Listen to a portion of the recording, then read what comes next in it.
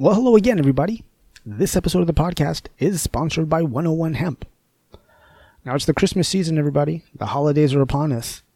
And for some of us, this can be an extra level of anxiety and an extra level of stress, at this time of year. I know one of the things that helps me deal with the extra anxiety of this time of year is to make sure that I have my raw CBD on board. Now, I like to use the Chill Blend tincture.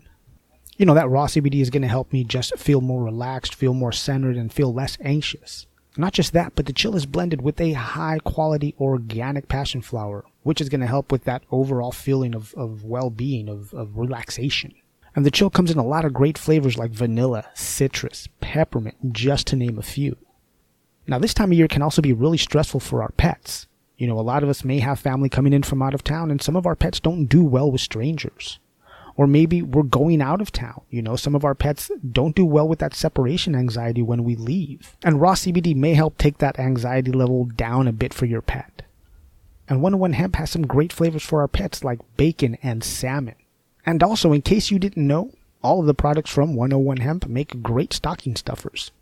So go over to 101hemp.org, take a look at their products, order yourself, your pet, and your loved one some CBD oil today. And you can get 25% off of your order at checkout and show your support for the podcast when you use coupon code IMGS25. Well, okay. Now let's start the show.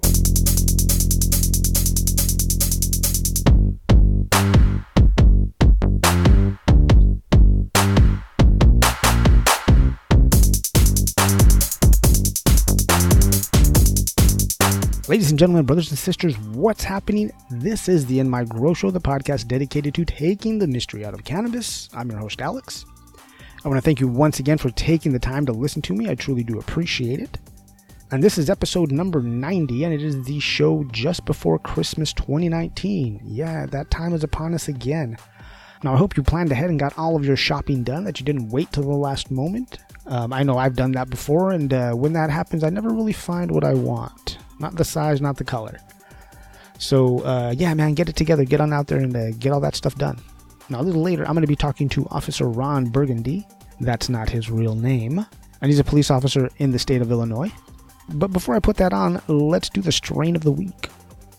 And this week, I'm going to give it up to the Mimosa, which is a cross between the Clementine and the Purple Punch. Okay, now, I was looking on the internet for some history on the Mimosa. And one place says it's a cross between the Clementine and Purple Punch, and another place says it's a cross between the Purple Punch and the Clementine. Don't know which one is right. Why does that make a difference, you say, Alex? And that is because typically when you're calling out the lineage of a strain of a flower, you usually put the mom first. It's usually ladies first. Let's say, for instance, like the first one said Clementine crossed with Purple Punch. That makes me think the Clementine was the female and the Purple Punch was the dad. Does it really change how it made me feel? No, but, just a little geek talk there, I guess. So, yeah, there you go. Not exactly sure, but whatever. There it is. Now, the Mimosa is a sativa-leaning hybrid, and it has this really sweet kind of Hawaiian punch smell to it. Really citrusy, really fruity. I like a fruity bud. But when I smoke it, it has all that fruity flavor. But at the end, it's got this little like wet dirt kind of taste there, kind of real earthy. Like a wet dirt, like a raw peanut. You ever eat a raw peanut? You know how it doesn't really taste right. A little, not so nutty. Let's put it that way. But you know what? I think I've drifted because I'm talking about nuts. This is not a heavy hitter. The Mimosa is not a heavy hitter. It is a nice, even, level high. I really liked it. It was a great fucking daytime flower. I was able to work. It kept me focused. I do suggest that if you want to smoke pot while you're at work, this is the one to do it by. Find some Mimosa. As long as you don't have a job where you're putting anybody's life in danger, I can roll 2 joints and get high at work for some Mimosa. Oh, it's a wonderful time. So, yeah, just, keep your eye out for it. When you see it out there in the wild, pick some up. It's going to be a nice time for you. That is the Mimosa. All right. Now let's go on to the social media. There's really nothing going on except for, the fact that, I plan to go to that cannabis networking event that was going on last week. got ready for it, had my dinner early, showered, put on the nice pancake hat, not the regular one, but the nice black one that I usually wear. And then my daughter, maybe, I don't know, half hour, 45 minutes before I had to leave, my daughter gets violently sick. And she's 14. She had gone out with her friends earlier that day. We're suspecting it was some kind of food poisoning she picked up from there, because that's really the only time she's ever, eaten something different that we haven't eaten. But yeah, it was a hard time for her. Pretty gnarly. Projectile. Anyways, man, it doesn't matter. You don't need the details. But, that's why I didn't wind up going, which kind of sucked, but not really. I had to take care of my kid. That was fine. But I was really looking forward to, seeing a bunch of people I hadn't seen in a while. So now let's move on to the report from the Cannabis Frontline. And I want to start off with an article that I found at the Marijuana Moment. It's titled, House Passed Marijuana Amendments Stripped from Congressional Spending Bills. And this is put together by Kyle Yeager. It starts off, House Democrats failed to get a number of marijuana-related provisions attached to large-scale spending legislations after negotiations with the Senate. Reform advocates hoped that the Republican-controlled Senate would agree to adopt measures from House-passed versions of the appropriation bill that provided protections for all states and tribal cannabis programs against federal interference. But negotiators simply agreed to keep the rider protecting just medical cannabis markets that's been approved ever since 2014. The final fiscal year 2020 spending legislation expected to be voted on by both chambers and sent to the president ahead of Friday's deadline to avoid a government shutdown also cut a proposal to shield banks that service the marijuana market from being penalized by federal regulators. The appropriation legislation additionally contained a provision continuing to block Washington, D.C. from using its own local tax dollars to implement legal marijuana sales programs. The House version omitted that measure, which would have cleared the way for cannabis commerce in the nation's capital. You see, that's something I've never understood, and somebody kind of tried to explain it to me, but didn't really. Or at least I couldn't understand it, is why they're holding up Washington, D.C. from actually implementing a cannabis program, like setting up an actual market. Because right now, from how I understand it, yes, cannabis is legal for people to possess and smoke as far as adult use, but there's really no market to sell it in.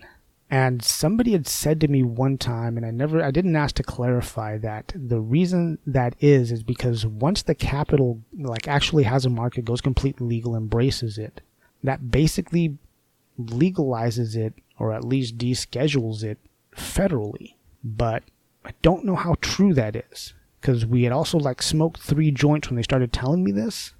So don't know. If you do know, let me know. Or at least let me know where I can find the answer to that, because that'd be cool to know. But, yeah, once again, it just seems like, we're all really hopeful that, yes, okay, they're going to legalize it federally this year. Cannabis is going to go legal. We'd like to think that, but all the signs that the government's sending out just doesn't reflect that, Somebody once told me, when it comes to government, watch what they do, not what they say. So just by watching them, it doesn't seem like they're really eager to legalize it federally. I don't know why. I have my suspicions, I have my theories, but I don't know exactly, don't know for sure. All right, the next thing I wanted to talk about is, so I read this article that the FDA put out, and it's entitled, Some Medicines and Driving Don't Mix. And it goes through, just which medicines could cause just impaired driving, could cause sleepiness, blurred vision, dizziness, things like that, And there's a list of drugs that they put out that they, that they don't want, that people should think about before they take them and then go driving somewhere, opioids for pain relief, or prescription drugs for anxiety, anti-seizure drugs. These are the drugs that, some of the drugs that just, they don't recommend you get behind the wheel on. Which, understood. Completely agree, right? There's even one some medicines to treat and control symptoms of diarrhea. Oh, that I can understand why. What if you have an emergency on the road? Got it. Okay, didn't understand that one till now. I guess I had to talk it out. So I'm going down the list, and one of the subtitles, or one of the subheadings, is taking cannabidiol products and driving can be dangerous. So, and that's really messed up to me. That's kind of a fucking hit piece, because while it says that in the title about CBD, they use the rest of that area to talk about actual Epidiolex, which is a pharmaceutical grade or a pharmaceutical derived from CBD. It's not exactly CBD. Or maybe it's just the isolated CBD. That's what it is. That's what I want to say. It's just the isolate of the CBD itself. It's not a full spectrum. And it's just kind of annoying because they're going through and they're talking about the side effects of Epidiolex. And every once in a while they'll throw in CBD just to, I don't know, give a black eye to CBD to make sure people think that anything derived from cannabis is also still dangerous. It just bugged me. It seemed like a fucking hit piece for anything derived from cannabis. And yeah, there you go. So I was just surprised that the FDA put that out there. It just seemed not scientific. It's just weird. All right, now the last article I want to talk about I got from the Marijuana Business Daily, and it is entitled California Agencies Suggest State Marijuana Tax System Shift to Potentially Lower Rates, Addressing Illicit Market Threats. And it doesn't say, oh yeah, here it is. It was put together by John Schroyer. I think that's Schroyer, hopefully. It starts off, an independent California state agency issued a long-awaited report about the state's cannabis tax systems and its recommendations, including a major overhaul that would simplify and possibly reduce marijuana tax rates. The goal of the reports were to assess how California's marijuana taxes can best undercut the illegal market, discourage cannabis use by youth, and also generate enough tax revenue to allow the states to properly oversee the legal cannabis industry.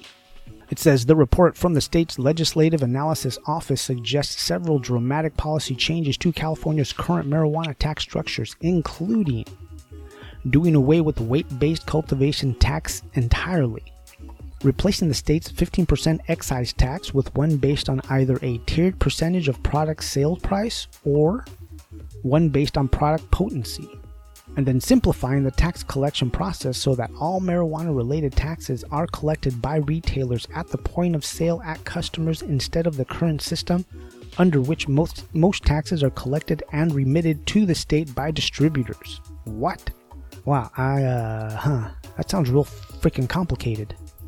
Comprehensive tax reform will incentivize customers to purchase regulated cannabis products, ease administration and compliance, and increase and stabilize revenue for the state.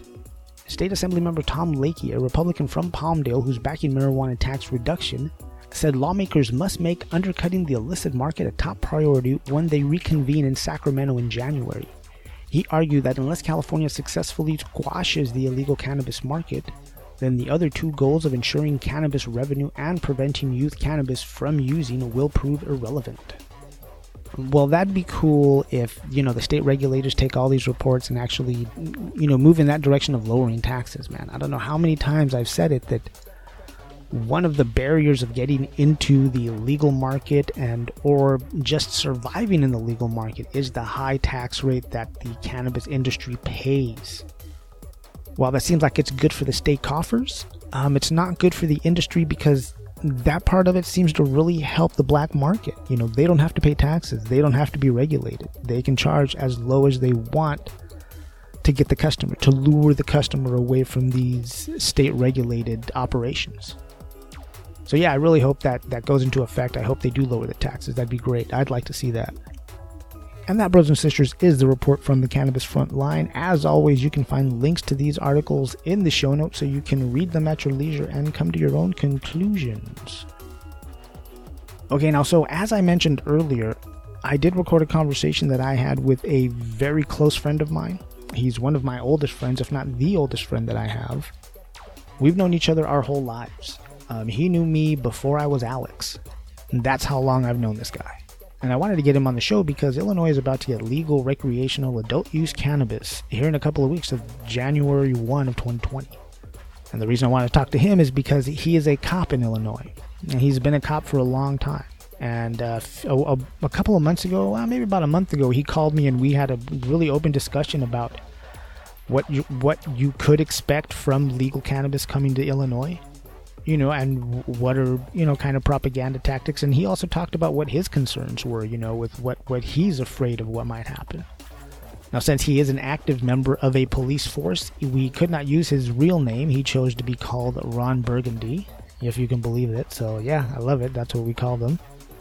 So hang tight. I'm going to play a little bit of music, and then I'm going to put on this conversation that I had with Officer Ron Burgundy.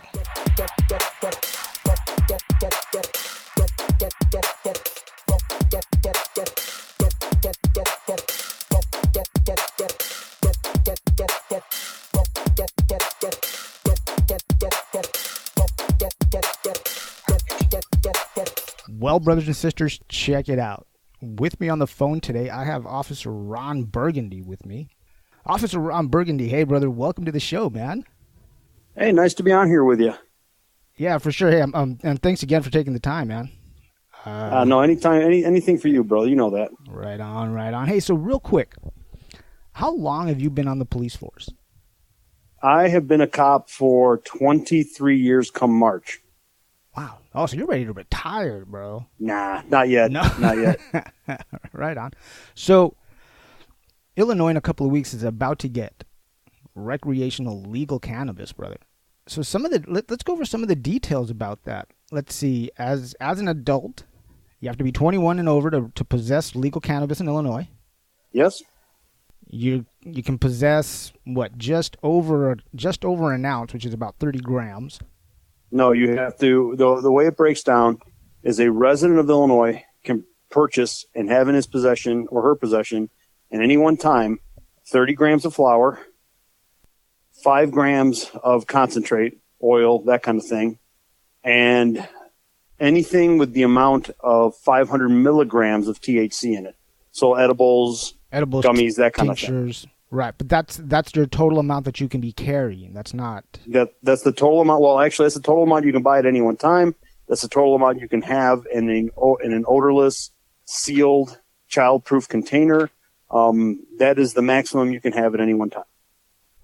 So now, there's all kinds of restrictions as far as where you can and can't light up and smoke a joint. I understand that, close to a school and all that, but I was looking through where you can't, and it says on there, which I kind of got a kick out of, but then I understood why, is that you can't smoke near a first responder, like a firefighter or a cop or anything. Here's the issue with, not the issue.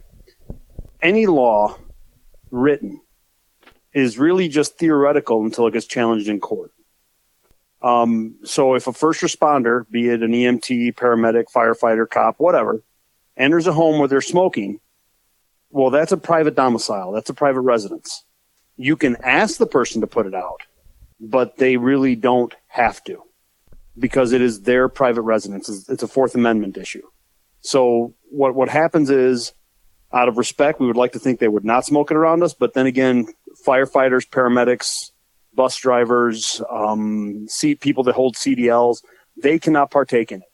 But, there's a lot that has to be worked out with this law. There's a lot of rules that haven't been written yet. And there's a lot of things that haven't been thought up yet as far as challenges to the law and what have you that'll come in the years to come. Yeah, in the next couple of years, a lot of this stuff's going to get challenged. And we're going to see how what actually sticks or how it's because, I imagine in a couple of years, they're going to go back and just kind of fine-tune some of these laws because it's like anywhere, man. It's, it's a new thing. It's the first thing to come out of Prohibition in fucking 80 years. Yes. Yes. And it'll be interesting to see what happens. And unfortunately, Illinois being the way it is, Cook County and Chicago pretty much run all the laws that go through Illinois. And unfortunately, Cook County and Chicago are very, very liberal Democratic cities. So the problem with that is there's no real checks and balances. And so we're gonna see what happens in the next few years. It'll be very, very interesting to see how they fine tune this. So when you're talking about checks and balances, it's going to be interesting to see because, like you were saying, it's basically everything's however Chicago goes, that's the way Illinois goes. Pretty much because they have the majority of the representatives because they are such a densely populated city. Right. So it'll be very, very interesting to see how things go. It's going to be a trip to see how it goes for you guys, man. So now getting back to some of the things it's going to allow. So as far as home cultivation, home grows go. No. As well, the only people that can grow are those that are on the medicinal cannabis program, and they can grow 5 plants 5 inches or higher. So they can have theoretically 3,000 plants that are under 5 inches, but the moment any of those hit over 5 inches, If they're in violation, they charge them up with the Cannabis Control Act.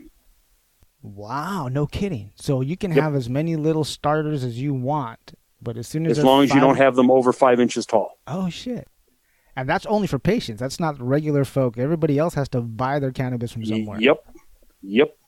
And if you're a medicinal, the way I understand it, if you're a medicinal cannabis program participant and you violate any of the rules, not only will you be arrested, but they will also cancel your participation in that program. Wow. So if I get busted as a patient, they're going to throw me out of it, whatever I'm going to do, pay whatever fine I have to pay or whatever I need to do, but I'm not getting back on that list. So now if it's still medicinal for me, from then on out, I'm going to be breaking the law anyways. Exactly. But it really doesn't matter, because the only thing that really separates the medicinal from the adult is that home cultivation and the fact that as a medicinal cannabis patient, you can be under the age of 21 and be a participant in that program. Okay. So basically, let's say you violate it. Let's say you sell some of your medicinal cannabis to a friend of yours. The cops find out about it. We find out. We go and bust you for it. We kick you out of the program. If you're over the age of 21, you can go right back and do adult, because it's not called recreational. It's called adult use cannabis here in the great state of Illinois. Right. Yeah. It's labeled that way everywhere that I've seen. It's semantics is what it is. Sure. So now that 5 plant count for patients, is that per patient or per household? That is per household.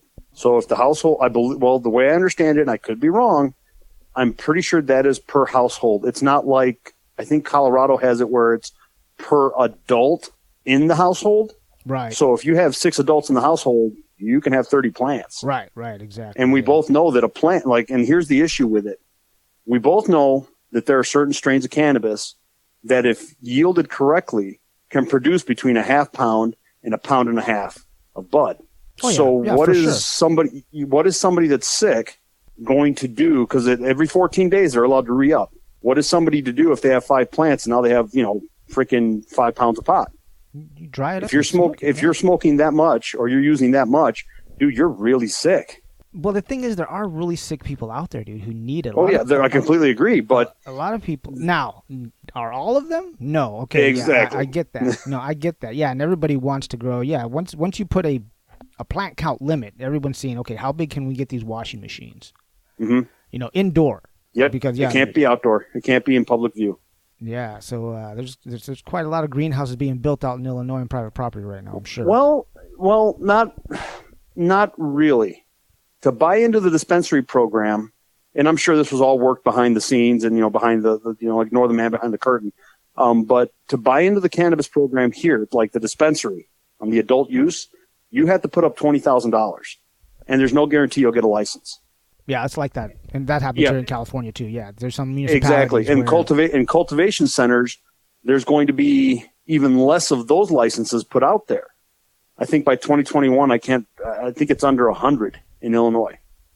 But once again, a lot of people behind the scenes, they're not putting up that money unless they can be guaranteed a license. Sure. And on top of that, people that get first cracks at the licenses, at least here in Illinois for dispensaries and cultivation centers, are going to be impoverished neighborhoods. And do you want to guess where most of the impoverished neighborhoods are? Big cities. In Chicago. Yeah. So now, is that part of the equity type of thing that was written into the law? That is the social equity portion of it. They are going to allow, essentially, from what I understand, I just came back from a class on this. They are going to allow those people that have been affected by the cannabis laws. Sure. Yeah. So if you've been arrested, if your father was arrested, if your grandfather was arrested, and you are a brown or black person, you get first cracks at those either by applying for very low interest or no interest loans through the state, through their social justice equity, or through sweat equity. And right now, Chicago is trying to see if the state of Illinois will issue them a cultivation license, the actual city. Oh, wow.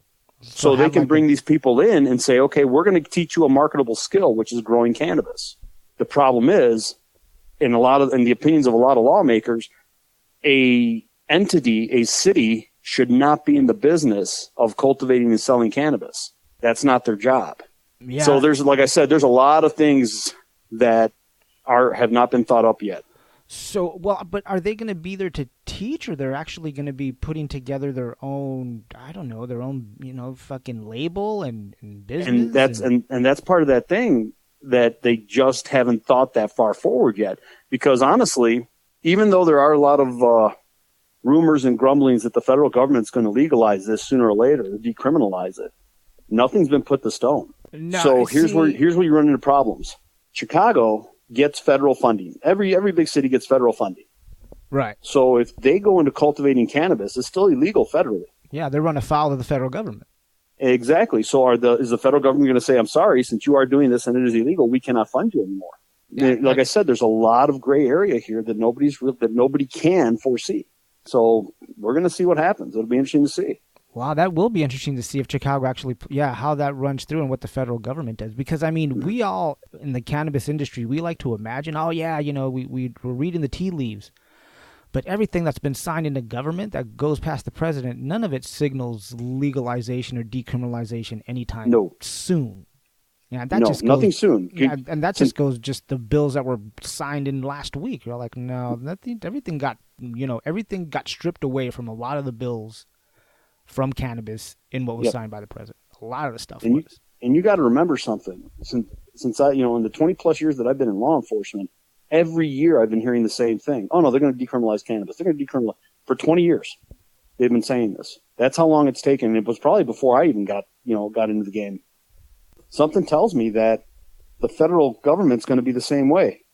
That's what it seems like. I agree with that, man. I don't know if as far as when it happens, there's still a lot of unanswered questions. There's still a lot of people a lot of old thinking in charge still also, and a lot of big money in charge also, man. Yes. A lot of big money. A lot of big money. And part of the whole social justice program that they're trying to do here in Illinois is they're trying to keep outside entities outside the state, from coming in and applying for licenses and doing businesses here and doing that, because they want to keep the money here in Illinois. Yeah. And that in Illinois, I mean, hell, we've had more governors in prison than any other state, I think. And it just doesn't, it's not going to end, in my opinion, it's not going to end well. Well, I mean, it's fuck, dude. There's going to be a lot of growing pains, bro, especially in Illinois, like you said, dude. Yes. Hey, but getting back to, I want to talk to you about a couple of things.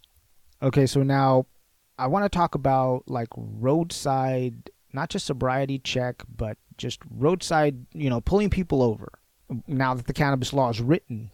So is odor still a probable cause for search and seizure on the roadside stop? In theory, no.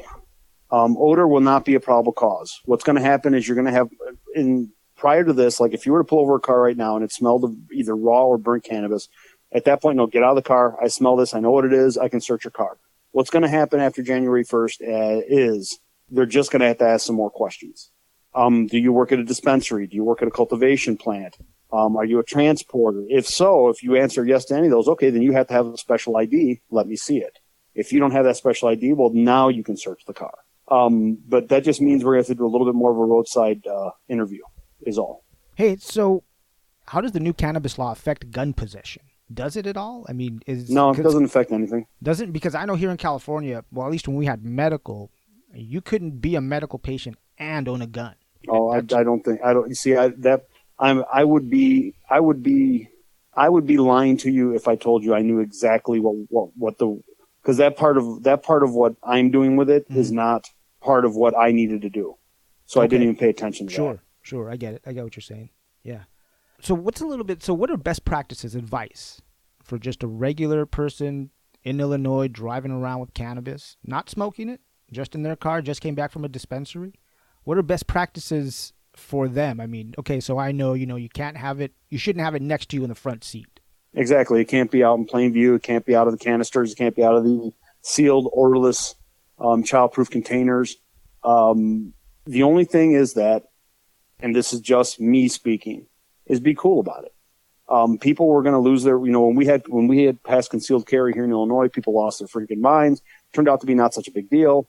Same thing with cannabis. Just be cool about it. Don't roll down the window and blow a big old fat, puff of smoke in the cop's face because you think it's legal now. Don't be shoving gummies into your mouth when he pulls you over. Just be cool about it. He's like, fuck you, you can't arrest me. All right. Exactly. And I'm not lying to you. There's a lot of people that honestly believe that are like, oh no, I can grow as many plants as I want. I'm like, no, you can't. I go, the cannabis industry does not want you to grow plants because then you're not buying theirs. That's a really good point though. That is something that, that's true. That's really why I think they wrote that whole part that, that recreational users can't grow, is because you have to get your medicine from somebody else.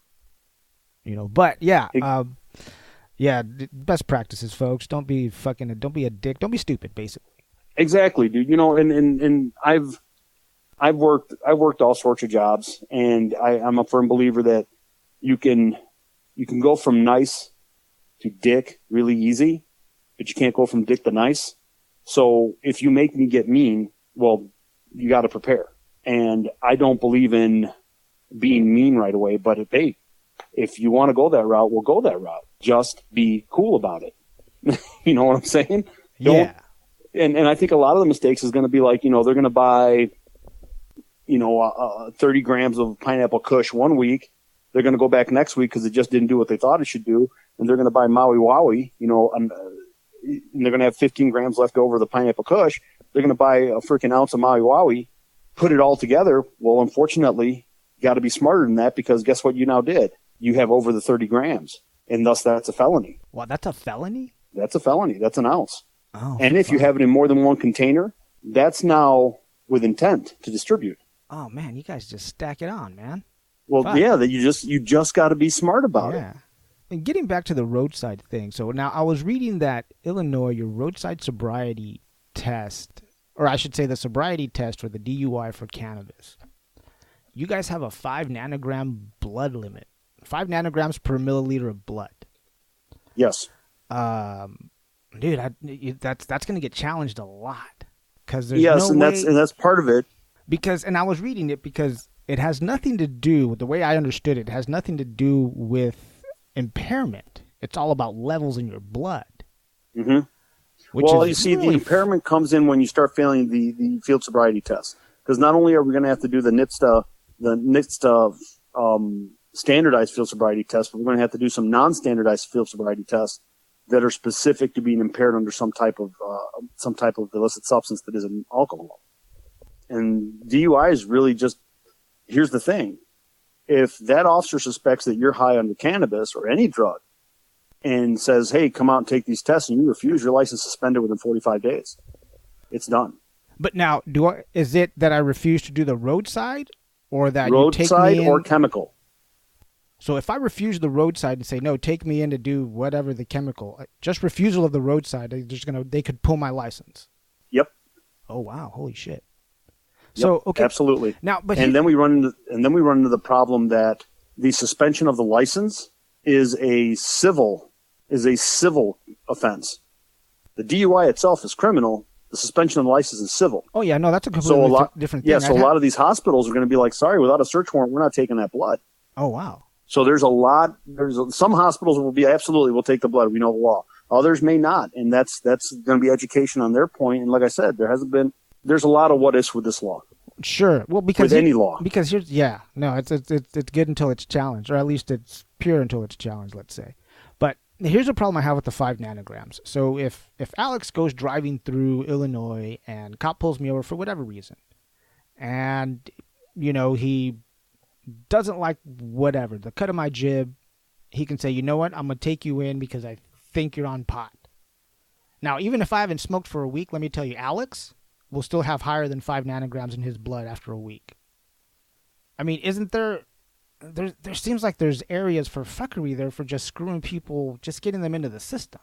That's the problem I have with the 5 nanogram count. And that's the problem I have with a lot of chemical roadside tests for cannabis. Because like you said, those are just things that we have to figure out, and we haven't figured out yet. No state has. So... unfortunately, when the law was written, I like I said, once again, I'd be lying to you if I knew how they came up with any of these numbers or what any of this means. And what's funny is, take alcohol. For you or for me or, somebody that's not a big drinker, 0.08, concentration in the bloodstream or 0.08 on the breathalyzer for a normal person. Yeah. May be completely blitzed out of their mind. Completely. 0.08 for me probably doesn't even affect me. Right. Yeah, it's going to affect us all differently. Exactly. So 5 nanograms in the bloodstream for you, you may be more normal than you usually are. But 5 nanograms for somebody the first time they've ever used it may not. I just don't know the science behind it. Sure. Well, and that's the thing. That's why I say it's going to be challenged a lot, because if you get a good lawyer who knows the science of cannabis, dude, this law that nanogram count's going to be thrown out a lot. And the problem is you don't have a lot of those in Illinois right now. That is the problem. Specifically because it's a brand new law. Hey, man, if anybody's listening, fucking go bone up on your Illinois cannabis law. Yeah, I mean, get past the bar here and come in and practice. I don't know how that works, but, same thing that happened in Colorado, same thing that happened anywhere where they've passed the recreational or the adult use cannabis, there was a learning curve. There's a huge learning curve. And the same thing's going to happen here. And we have, I have a lot of cops that are asking a lot of questions, and I'm just like, hey, guys, no different than when they did concealed carry, no different than when they did medicinal. Nothing really changed. You just got to be more careful about how you do your business. You just got to pay more attention. Yeah, you're right. Hey, so I want to change directions completely away from cannabis, because I got a couple of questions, or at least one big one, but it's kind of two-part. And I want to ask you this because you are part of a special weapons team, right, in Illinois? Yes. Okay, so, which is, for everybody else, is just the SWAT team. Okay, but my question is, because I'm a father, my daughter's going into high school, and it's a crazy fucking world that we live in where you actually have active shooter drills in schools. Mm-hmm. I mean, and I know your kids are grown already. They're in their 20s. What kind of advice did you have to have that kind of conversation with your kids about an active shooter situation? And what did you tell them? I mean, is the training that they're getting in school, is that really the best thing to do to, shelter in place? Well, the thing is, you got to do something. And in the country as a whole, to my knowledge, there has never been a child or a teacher killed during an active shooter situation where they were able to lock the door and get in a room. Reason being, because active shooters know they have just a small time frame before the coppers show up. So a closed door to them is an obstacle that they don't have time for. Do I think training kids in school to do that stuff is good? Yeah. Because I hate to say it, and I don't want to be that guy, but kids today are very soft. Yeah. No, I mean, you can say it, bro. Yeah, I mean. Because, like, when I get new recruits in, and I ask them flat out, I'm like, how many of y'all ever been punched in the face? And nobody raises their hand. I'm like, seriously? Like, you're in for a surprise. Really? And, I think it's a good thing. And the problem is the United States as a whole, we have grown soft. In other countries, this is not anything new. European countries, take Israel, hell, the school teachers in Israel carry guns. It's nothing new. To us, it's, oh my God, the poor kids. But in the end, what do you want us to do? We could totally do something like, if you've ever had a chance, one of the best books I ever read was The Terror at Beslan, about the Beslan school siege in Russia. That author talked to a bunch of guys from the Russian Spetsnaz and said, hey, what do you think we should do? He goes, what do you think you should do? Take some of these ex-special forces guys that are coming out of the military, pay them $50,000 a year to work half the year and be your school security. Just get 2 or 3 of them for every school in the United States. But do you think anybody would want to do that? Wow. You can make a school look like a prison and make sure nobody can ever get in with a gun. But do these parents and does the legislature want to do that? Yeah, that's because it's not a fucking bumper sticker answer, man. That's what people are, and that's what people are looking for, man. People are looking for the really quick, the really simple. Oh, let's blame it all on gun possession. It's like, well, no, it's not just gun possession, know what? Man. Where was it? In, I want to say Japan or some other country. I can't remember. Somebody went in with a freaking butcher knife. Oh yeah, and killed like 3 people. Exactly. Stabbed like 15 students. Yeah. Exactly. It's not the tool used. Some tools make it easier. Some tools make it harder. But it's not a tool problem. It's a person problem. And if, you know, if these parents are upset that, you know, oh, my kid had to do an active shooter drill. Hey, listen, here's the deal. If I'm willing to go into a school to take out a guy who's shooting people, then you should be willing to do your part. And if training your kid to do that is your part, then man, you should support it because they need to have something because we can't arm the kids. No, at least I mean, not first yet. time somebody has a bad hair day, all hell's going to break loose. Yeah, a little too emotional there for that. But so then that goes around for just any active shooter situation too. Like if you're in a mall, just fucking lock yourself in a closet and, you know, don't make noise. You know, I've always told my wife and my kids that if I'm alone, I'm much stronger alone than I am with them. Because if I'm with them, I have to worry about them. If I'm by myself, I only have to worry about me. You know, if that makes sense. No, it does. It does completely. Yeah, it does completely. Wow. Well, hey, Officer Ron, man, brother, thank you for getting on the phone with me, man. Those are all my questions. That was awesome. All right, brother. I hope to, you know, if you need anything else in the future, give me a call. I'll be happy to hook you up. Yeah, man, I certainly will, brother. And, yeah, if you ever have any other questions about cannabis, you just let me know. You know you're my go-to guy anyhow. Right on. Hey, do me a favor. Don't hang up, though. Okay? Okay. All right. Everybody else, I'm going to play a little bit of music, and then I'll be right back.